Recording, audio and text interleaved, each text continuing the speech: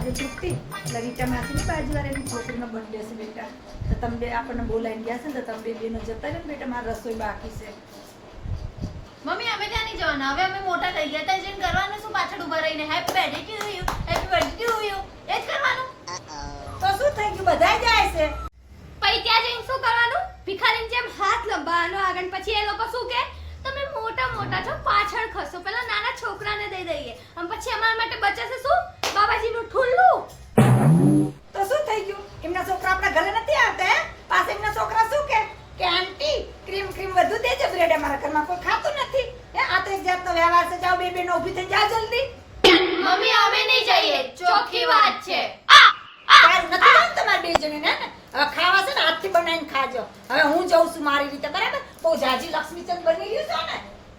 અરે હા મમ્મી, અમારા માટે પણ થોડુંક લેતા